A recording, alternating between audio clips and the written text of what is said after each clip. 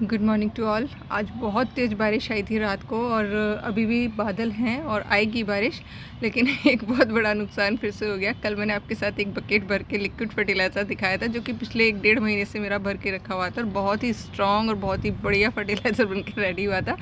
बंदर मारा जाए, पता नहीं उन्होंने उसमें क्या समझा और पूरा का पूरा वो गिरा के चले गए। तो नेचुरल है, उसका लिक्विड सारा बह गया। बैंगन आ रखे थे, वो सारे खा लिए। तो मैं उन सभी लोगों का दर्द समझ सकती हूँ जिनके यहाँ बंदर लगातार आते हैं और कुछ भी नहीं उगने देते हैं, क्योंकि रेगुलर एक्सपीरियंस करती रहती हूँ। मॉर्निंग ग्लोरीज बारिश की मार खा के फट गई हैं आज तो, बट आ रही हैं, यही बहुत बड़ी खुशी की बात है। आज अगेन आपको एक खास टिप दे रही हूँ। देखिए, आप सभी लोगों ने गुलदाउदी क्रिसैंथेमम की कटिंग्स लगाई होंगी, कटिंग्स रेडी हो गई होंगी। मैंने ज़्यादा नहीं लगाई, सिर्फ 2-3 जगह ही लगाई थी। ये मेरा पुराना ही प्लांट है, जो कि देखिए मदर प्लांट ही है पुराना, और इसकी मल्टीपल ब्रांचेस निकल रही थी जिनको मैं रेगुलर पिंच करती रही थी। अभी एक बार देखिए फिर से पिंच कर दिया है मैंने, कल ही। देखिए आप, ये देखिए इधर, ये देखिए। अब होता क्या है पिंचिंग करने से कि जब हम पिंच करते हैं तो मल्टीपल ब्रांचेस निकलती हैं। मल्टीपल ब्रांचेस निकलती हैं तो मल्टीपल फ्लावर्स आते हैं। ये एक रूल्स होता है, आप देखते हैं ना नर्सरीज़ में एक ही पौधे पर सैकड़ों की संख्या में फूल आ रहे होते हैं। उसका जो मेन रीज़न होता है वो वही होता है कि वो लोग सैपलिंग जो रेडी कर लेते हैं वो टाइमली कर लेते हैं कटिंग्स, और फिर उनकी रेगुलर पिंचिंग करते रहते हैं। पिंचिंग करने से फ्लावर्स की संख्या ज़्यादा आती है, लेकिन उसमें होता क्या है, देखिए, अगर आपको जैसे ये वाला जो मेरा वैरायटी है बड़े वाले वाइट का है, अगर मुझे बड़ा फ्लावर चाहिए तो मुझे बहुत ज़्यादा पिंचिंग नहीं करनी होगी, सिर्फ 1 या 2 स्टेम, उस पर बहुत बड़ा फ्लावर आएगा। लेकिन मुझे मल्टीपल फ्लावर्स चाहिए तो मैं जितनी चाहूँ 2 महीने तक इसमें पिंचिंग करती रहती हूँ। नवंबर में अच्छे खासे फ्लावर्स आ जाते हैं, हर बार आप लोगों के साथ शेयर करती हूँ। तो देखिए, ये तो मेरा है मदर प्लांट। हाय मेरा बैंगन खा गए बंदर महाराज। अब जैसे कि देखिए, ये है कटिंग, जो कि मैंने एक छोटे से पॉट में लगाई थी। 2 कटिंग लगाई थी, दोनों ही बहुत अच्छे से रेडी हैं। और इसके अंदर ही देखिए कड़ी पत्ते के कितने सारे पौधे निकल आए हैं। इनको मैं सेपरेट कर दूँगी। ये देखिए, जैसे कि छोटा सा पौधा है और ये तकरीबन 7-8 इंच का हो चुका है। अब मैं क्या करूँगी, देखिए, सिर्फ 5 इंच छोड़कर इसको यहाँ से पिंच कर दूँगी। और पिंच करने के बाद में इस पे जितनी भी लीव्स बची हैं ना, यहाँ से मल्टीपल ब्रांचेस निकलेंगी, और मल्टीपल ब्रांचेस निकलेंगी तो मल्टीपल फ्लावर्स आएंगे। ये सिंपल सा एक टिप होता है, मतलब फार्मूला होता है ज़्यादा फ्लावर्स लेने का किसी भी पौधे में। तो इसकी मैंने पिंचिंग कर दी है। इसकी भी देखिए मैं टिप को ही तोड़ रही हूँ, क्योंकि ये बहुत छोटा सा ही है।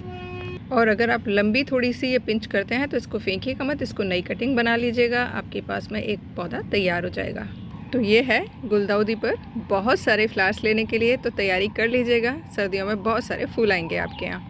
अब सभी लोगों के यहाँ, मेरे यहाँ ग्लोरीज जो खिलती हैं या अपराजिता जो खिलती हैं बहुत पसंद आती हैं। तो एक चीज़ बोलना चाहूँगी, देशी है, मिट्टी को सही रखेगा। हाइब्रिड है, मिट्टी को ख़राब करता है। ये मेरा पर्सनल एक्सपीरियंस है, बहुत बारीकी से ऑब्ज़र्व किया है मैंने पिछले 2-3 साल में कि जितने भी हाइब्रिड पौधे हैं वो कहीं ना कहीं मिट्टी को ख़राब करते हैं।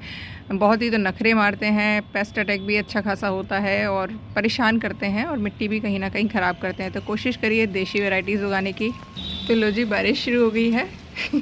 अब काम नहीं कर पाऊँगी। अब जो शेडी एरिया है थोड़ा सा छज्जे के नीचे, उसके नीचे बैठ के थोड़ा सा काम कंप्लीट करना है वो करती हूँ, क्योंकि रूटीन में काम नहीं किया तो अगेन जैसे लेट हो जाएंगे हर चीज़ में तो प्रॉब्लम रहेगी। एक साथ बहुत ज़्यादा बर्डन आ जाएगा। तो मैं डेट्स पे, आप लोगों को पता है, सारी चीज़ें करने की कोशिश करती हूँ, तो वही कर रही हूँ। एक और सवाल था, सॉरी, मैं यहाँ खड़े होकर आपको रिप्लाई कर रही हूँ। मोगरे के प्लांट की कटिंग कर दें क्या मैम? तो देखिए, फ्लावर्स नहीं आ रही है ना, तो मैंने आपको हमेशा शेयर किया है कि फूल आने के बाद जैसे देखिए ये, इसको हटाते रहिए। और अगर आपके यहाँ फूल बिल्कुल भी नहीं आ रहे हैं तो देखिए हल्की फुल्की पिंचिंग करके उसकी रूट फिलिंग कर दीजिए। और रूट फिलिंग करने के बाद भी फूल नहीं आ रहे हैं तो तसल्ली से बैठ जाइए, आपका पौधा मैच्योर नहीं है अभी फ्लावरिंग के लिए। तो थोड़ा सा पेशेंस रखिए, क्योंकि पेशेंस ही एक मतलब क्या बोलते हैं उसको हिंदी में, धैर्य ही एक चाबी है, जिसको अपना कर आप अपने गार्डन को मेंटेन कर सकते हैं। जल्दबाजी किसी भी चीज़ में सही नहीं होती है। ये मेरा जंगल एक दिन में तैयार नहीं हुआ है, पूरे 3 साल लगे हैं जिससे कि ये जंगल तैयार हुआ है। केमिकल फ्री, काफ़ी हद तक पेस्ट फ्री, और सुकून और खुशी तो देने वाला है ही। मेरे साथ साथ आप लोग भी खुश होते हैं, मुझे बहुत अच्छा लगता है, क्योंकि देखिए मैं एक ही मोटिव पर काम कर रही हूँ कि लोग केमिकल डालना बंद कर दें, क्योंकि मिट्टी जीवित रहेगी ना तो बहुत सारी चीज़ें अपने आप मैनेज हो जाएंगी। क्योंकि जैसे अपन कहते हैं ना, शरीर स्वस्थ रहता है तो बीमारियाँ कम लगती हैं, वैसे ही पेड़ पौधों का है, मिट्टी को स्वस्थ रखोगे, मिट्टी माँ है, उसको स्वस्थ रखोगे ना तो उसमें जो पैदा होने वाले बच्चे हैं वो भी स्वस्थ रहेंगे। यकीन मानिए, करके देखिएगा। चमत्कार होंगे। Thank you for watching. Channel पर बने रहिएगा। वीडियोस पसंद आते हैं तो ट्रेन की आवाज़ को अवॉइड करा करिए। वो हर 5 मिनट पर आती है, तो मैं दिन में एडिट करूँ चाहे रात में एडिट करूँ, वॉइस ओवर भी करती हूँ तो भी ट्रेन की आवाज़ कहीं ना कहीं आई जाती है। तो इसीलिए मैं on the spot he videos sound के साथ बनाती हूँ। आई होप आप लोगों को पसंद आते होंगे, और पसंद आते हैं तो please like comment and share ज़रूर करा करिए। और एक ही मोटिव है, प्लीज़ प्लीज़ रिक्वेस्ट मानिए, केमिकल को उठा के फेंक दीजिए। यकीनन आपके गार्डन में विदाउट केमिकल भी गार्डनिंग हो सकती है। आप सारी चीज़ें पा सकते हैं नेचुरल तरीके से। Thank you for watching.